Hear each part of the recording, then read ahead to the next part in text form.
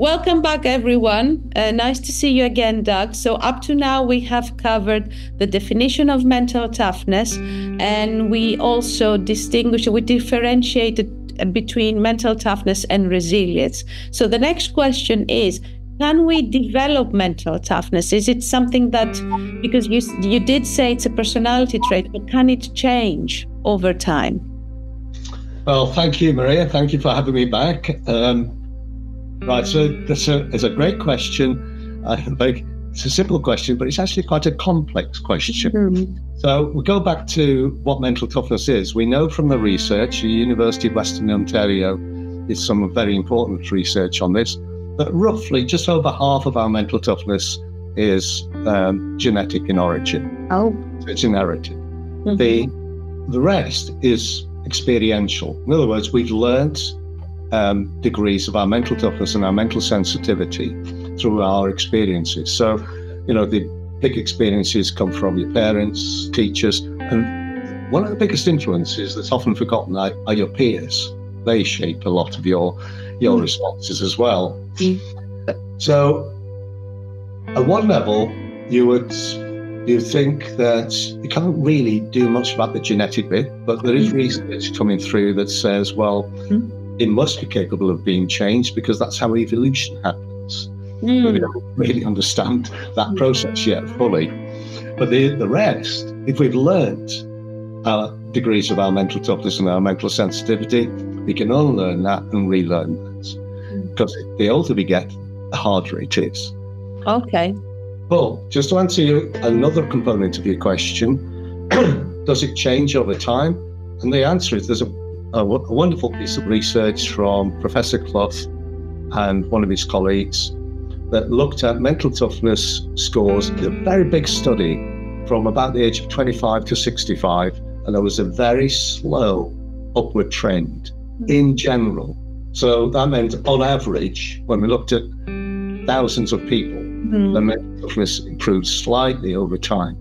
Now, that makes sense because as you get older, you have experiences and you learn from those experiences.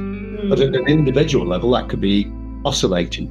It could be going backwards, it could be going up, it can be going all over the place. And then the final bit of your question, which I find a really interesting bit, is can you change it? And our answer to that is yes, you can change your mental toughness. And of course, if you want to, in order to change something fundamental, about your personality, you must really want to do it. But there isn't an imperative to do that, because some people who are more mentally sensitive are perfectly content with being mentally sensitive, but they want to learn how to optimize. So, and similarly, there are people who are mentally tough who might find that they struggle in certain situations, but they don't want to change their mental toughness. They too can learn to optimize. So what we find is, as often as people want to change and do something different, very often people just want to know how to optimize what they've already got.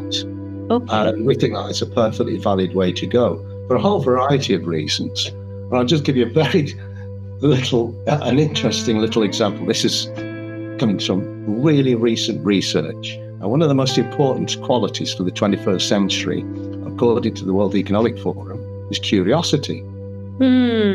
So we've done, Professor Perry and I have done some really interesting research. We've been testing thousands of psychology students to assess their curiosity and their mental toughness. And we found that there's a correlation between mental toughness and your level of curiosity. Makes sense. And that correlation is 0.5. That is phenomenally high.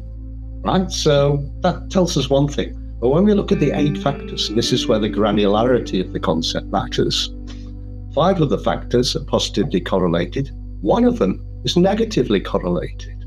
So on this one factor, if you are mentally tough, you are less likely to be curious. Wow.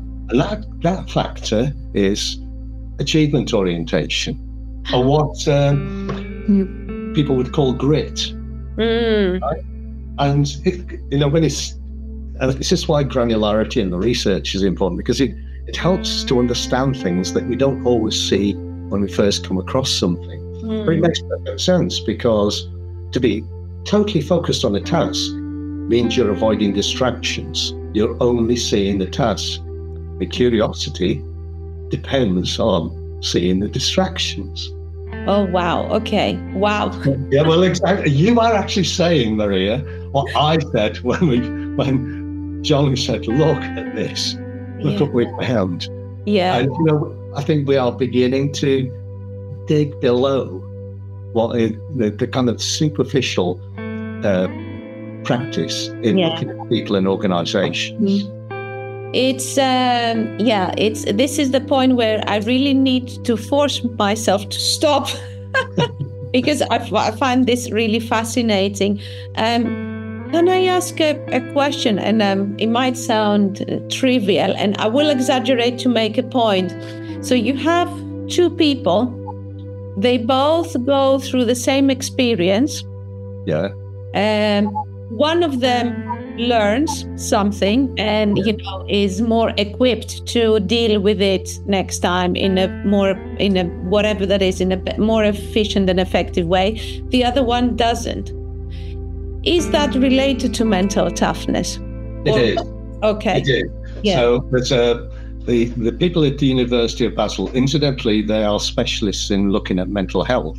But one of the things that they did is they did a study on, I think it was about 300 students in the final year of a course. So these would be early 20s. They didn't do anything to them. They didn't go any feedback. They didn't do any development. They just wanted to see what happens.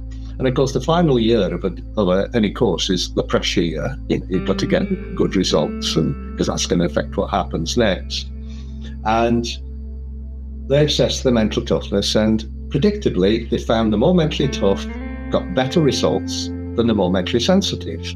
Right? But they also found the more mentally tough became more mentally tough over the year.